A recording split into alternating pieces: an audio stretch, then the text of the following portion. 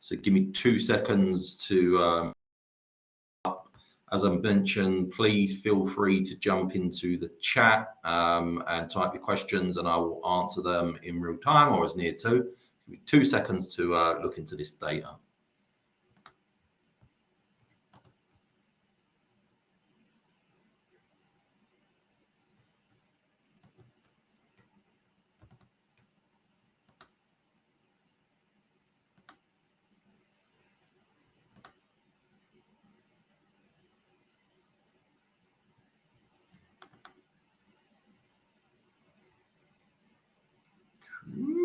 There we go.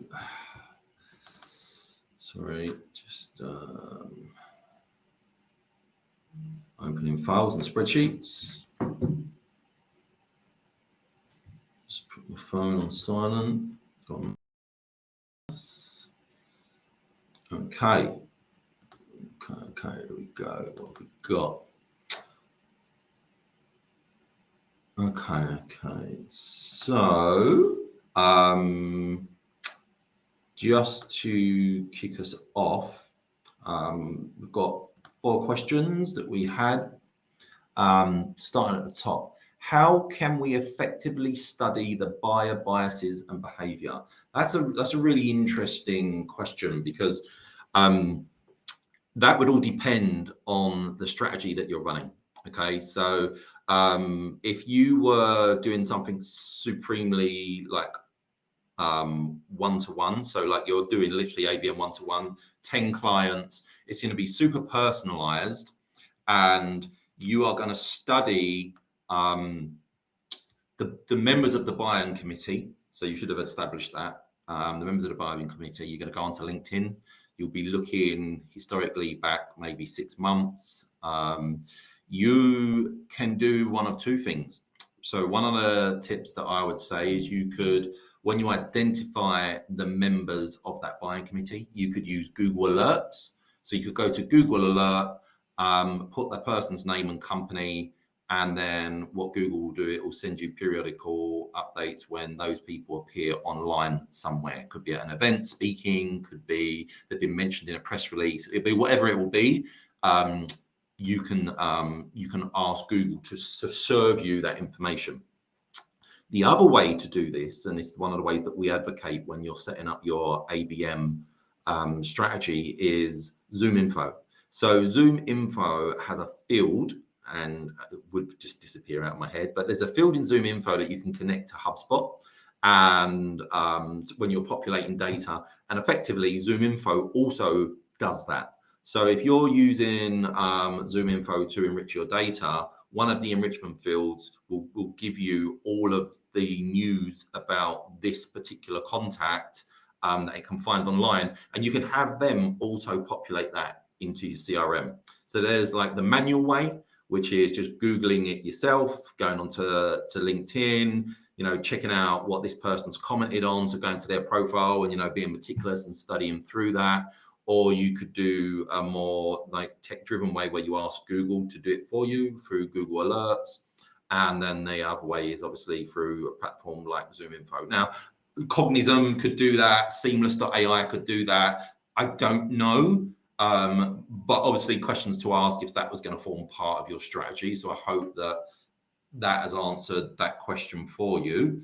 And if anyone wants me to dive deeper into that, feel free to just chat something into the chat. Just looking at the rest of the questions here. Second question, ABM success story and what metrics have been used. So we do a lot more strategic work around ABM, so that our successes are in the strategic element. We know what sort of metrics you would be looking to use, but each business would nuance based on a number of different factors, right? So with the ESG platform that we had on the ABM one-to-one, they have a hot streak in their vertical, right? ESG is on the topic of every single major business around the globe, right? And even recently, the European CSRD regulations have just been updated. So there's another 50-60,000 companies that are now going to be clamoring to get a tool in place like what they offer. So they're in a hot streak. And so, it's not highly competitive in terms of the robust product that they have. And therefore, they have the competitive advantage that when they reach out to the target audience, that they have an AI system that has analyzed 10 years worth of data, so they can use that data as the best use case. And then the product would then sort of follow up with that. So that's a skew. I'm trying to make sure I'm answering these questions right. So what was the okay, let me just open up their strategy document, and I'll go through some of the metrics that we put in place.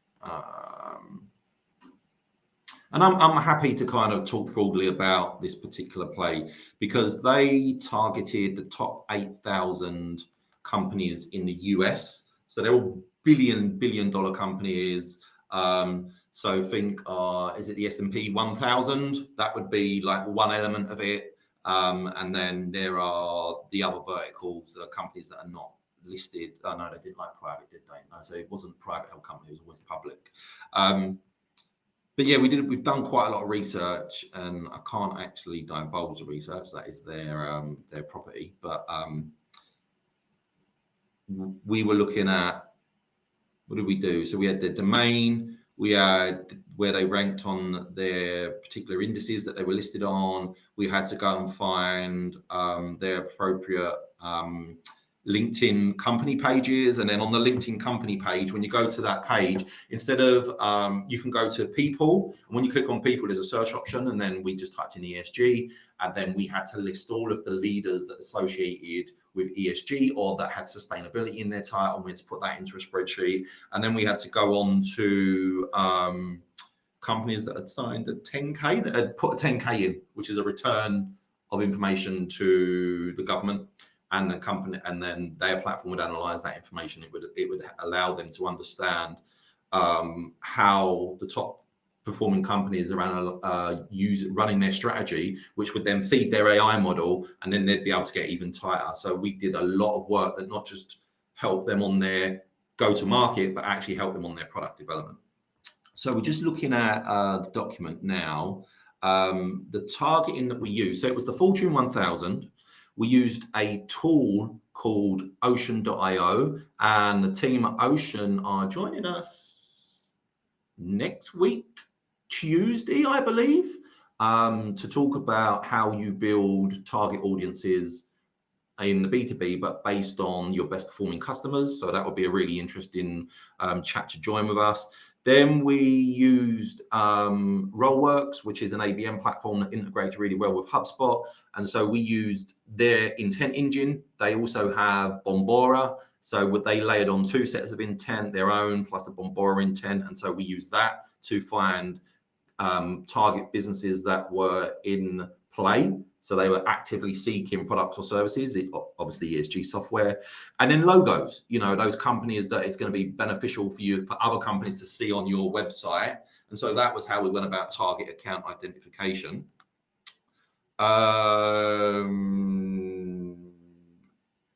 don't really think that you need to put metrics. No, so they're not really metrics. Let me get into those.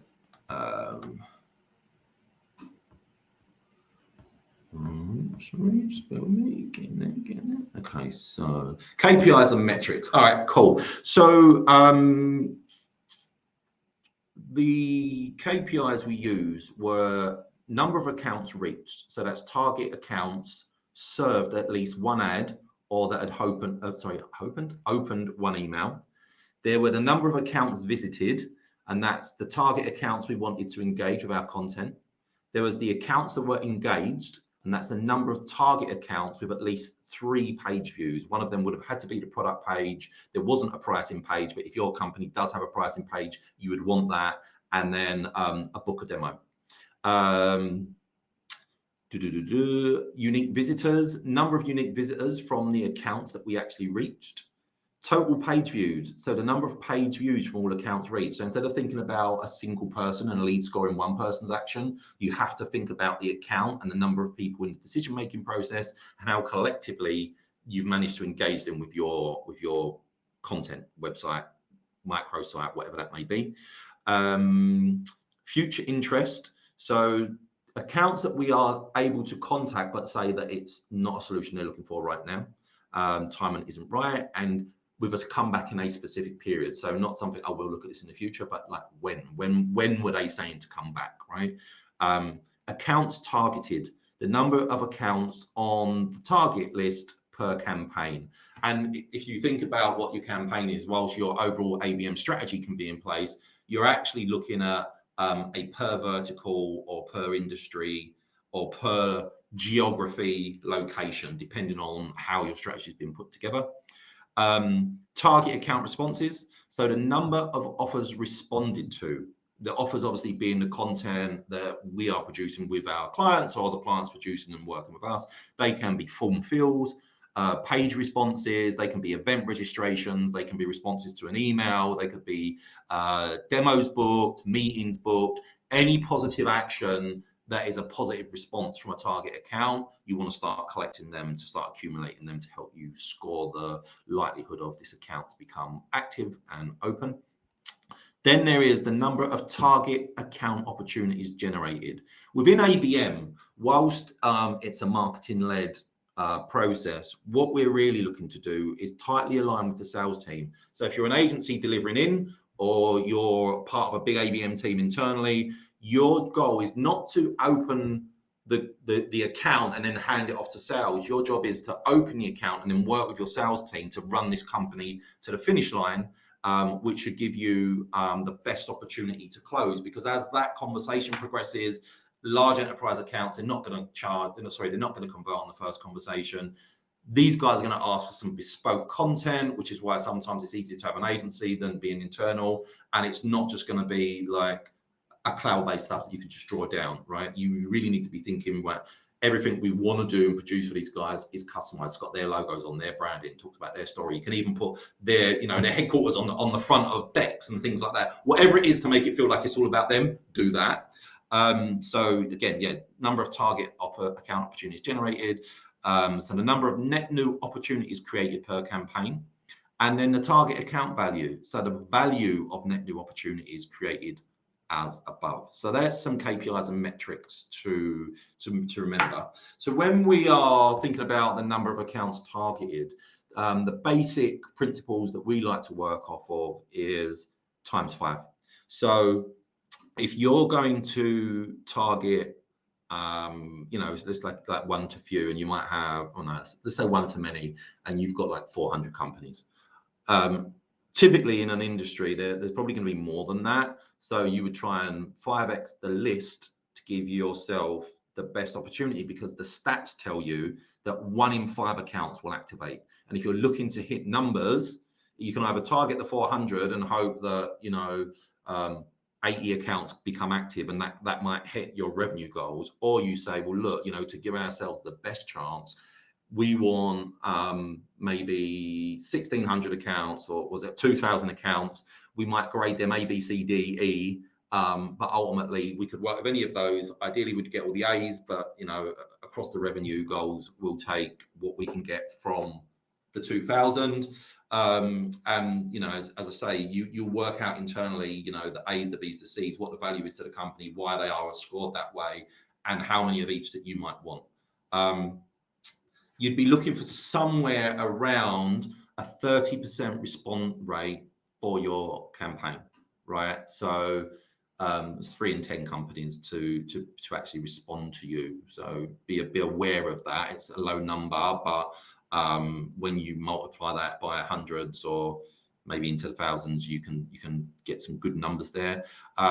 You'd be looking to try and get 1 meeting per activated account. Now, think about what a meeting is. 1 meeting has to be just a meeting. You're either going to discover on that call that you're a good fit or you're not, but you need to have the meeting. So if you're able to get meetings based on the content and the strategy you're running, that's definitely going to help you out.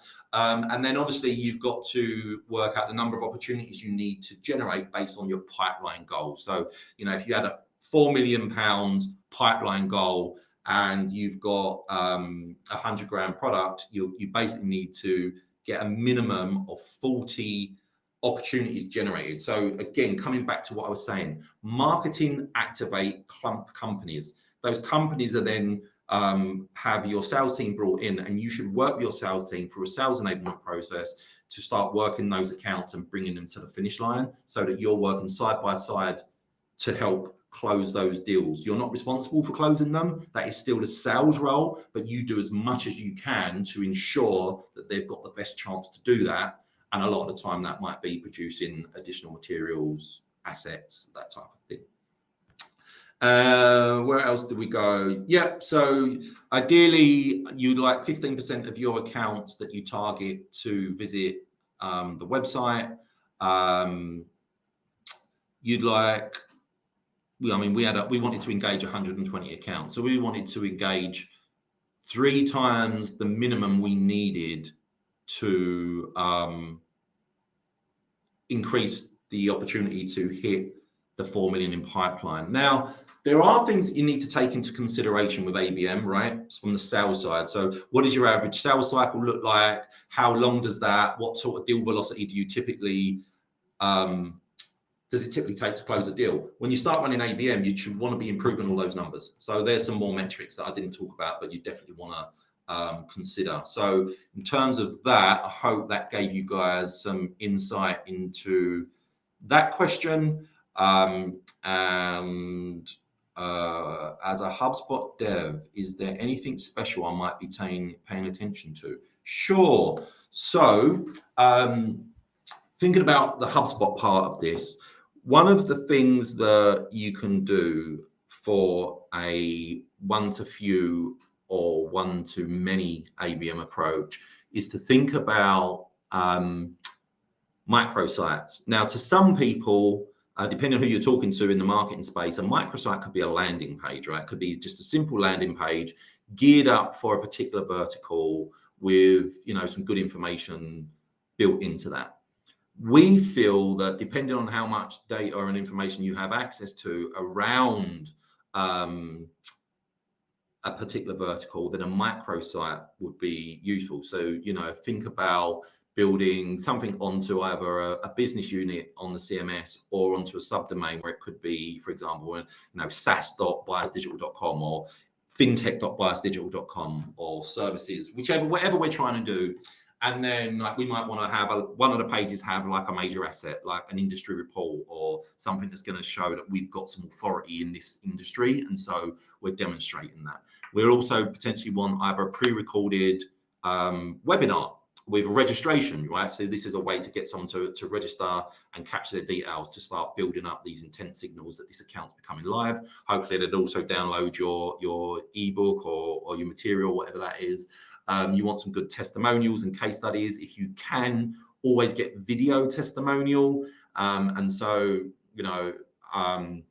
work with your marketing team and your sales team. There needs to be a process. As soon as we close a deal, let's get some sort of testimonial in place, right? Even if it's about the process, and then in 90 days, go back and see how you're getting on for delivery. So things like that. And what else can I tell you about being a dev? Just going back to what we put in the microsite. So we had major report that downloads, video testimonials, case studies, that goes without saying, industry-led webinar, maybe your client logos in that vertical, any relevant content from your blog that you can slide in to a page so that there's some materials that they can read that back that up. And then if you're a product or a service, you've got that strong call to action, book a demo or request a consultation. So as a dev, I'd be thinking about microsites because you can easily replicate the microsite once you build it on the CMS,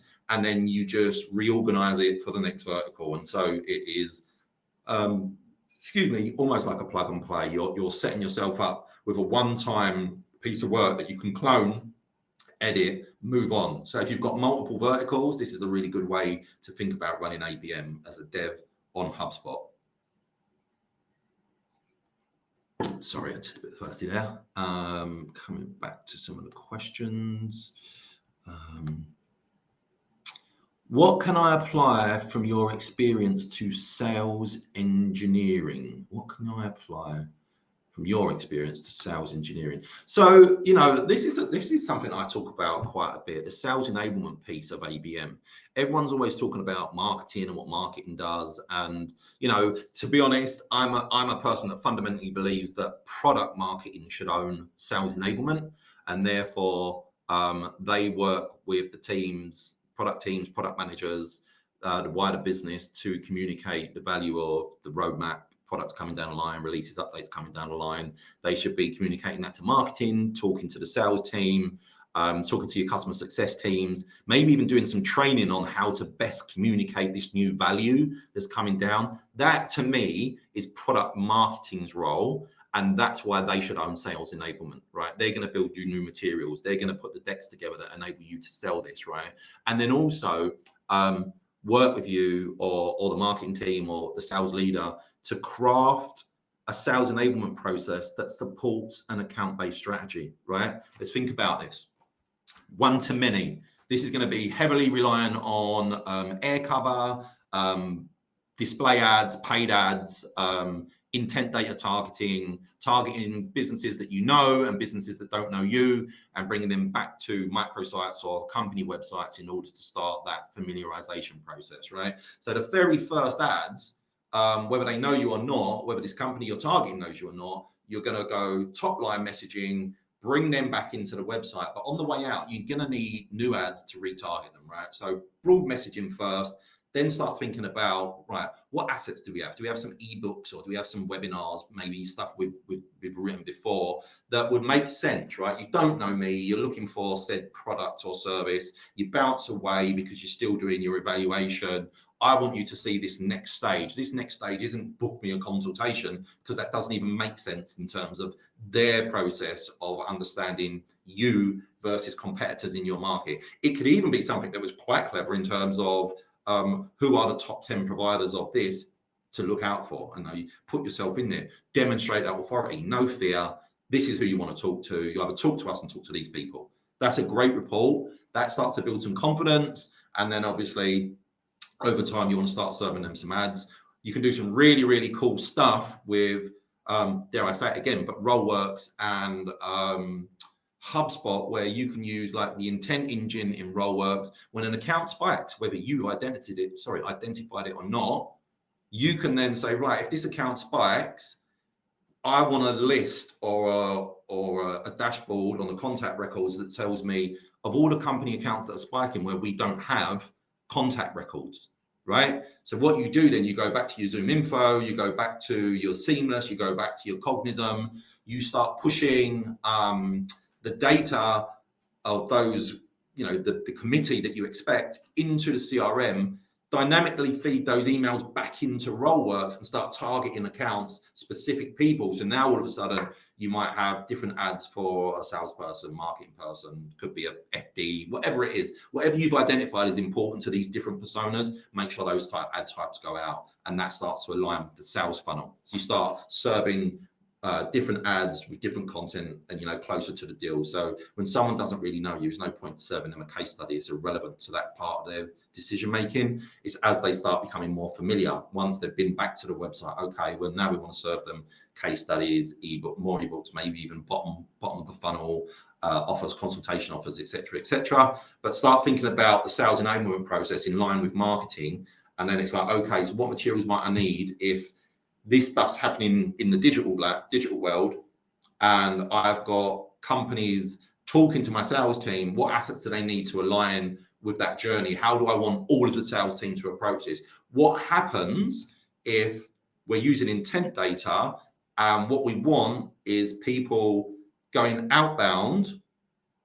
Well, it doesn't mean that because they've gone outbound that these companies can't be enrolled into your ABM strategy. You can do that. You can say, right, if you go outbound and people start talking to you, let's enroll that company into our ABM strategy. Let's get them feeding through the content process that we've designed to help them become understanding, right? You've had a bit of luck. You've engaged someone. They say, yes, we're interested. Right, let's get them back into this content. Let's be quite powerful and robust so we can scale and measure our processes and make sure that as we're moving down the line and we're progressing these deals, that the two teams are working hand in hand. So for me, sales engineering, product, marketing and sales need to work together, but I would let product marketing own that. And hopefully that answers that question. Anyone in the audience got any questions for me that I haven't answered? Just thinking about, you know, stuff that I've talked about, what I haven't covered. Maybe there's a specific question you'd like at all.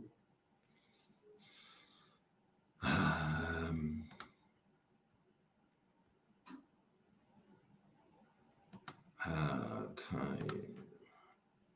No. I mean, it's free. It's not going to cost you anything. Definitely worth asking.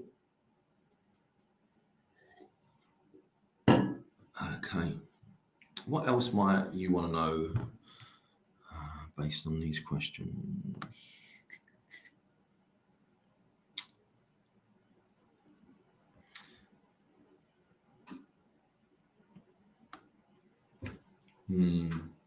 I mean, we just updated our persona ebook, and that's got some real useful tips in it for those people thinking about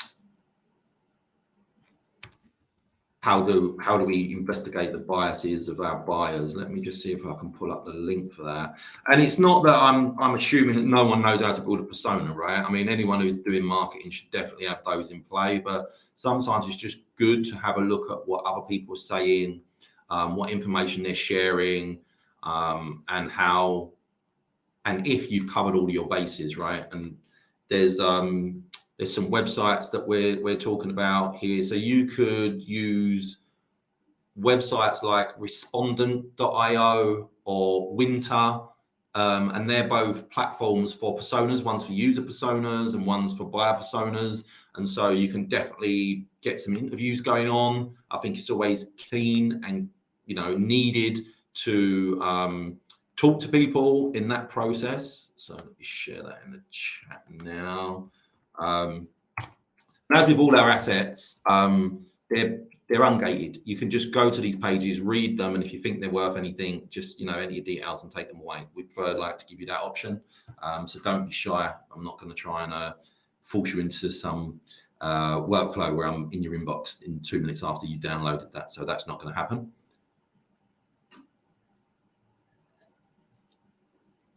But, you know, I don't want to drag these out. I know you guys have got lunch.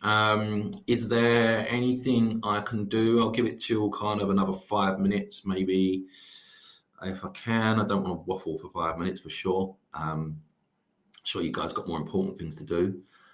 What else could I offer in terms of ABM? I don't want to share too much because obviously we've got a series of events, and ABM one-to-one is going to be really cool because we're going to get very tactical.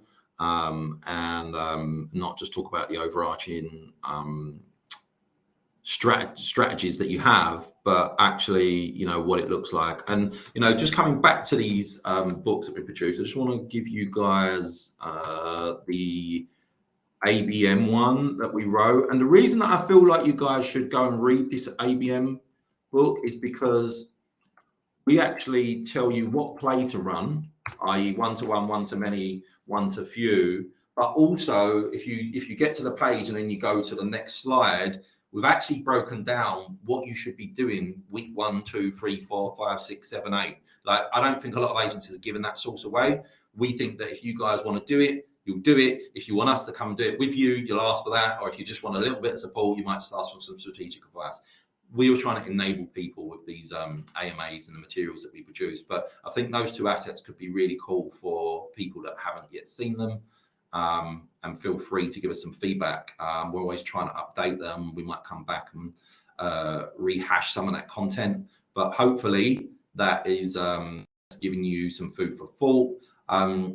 Just know that every time there is an event, so on the Monday before the Tuesday, we're releasing a blog post that talks about the next day's event. So on Bank Holiday Monday, I'm sure all of you will be, you know, heavily rested and not looking at LinkedIn. But should you look at LinkedIn, we will be producing our ABM one-to-one article about that. That will then feed into Tuesday's ABM one-to-one live event, and then on next week Thursday we'll see you again for live AMAs and office hours. But that is going to bring me to a close here at 1:35. I do appreciate you guys attending. Hopefully the questions that were asked did give you some food for thought. The materials I've shared will help you out. And if you want to get me, it's biasdigital.com.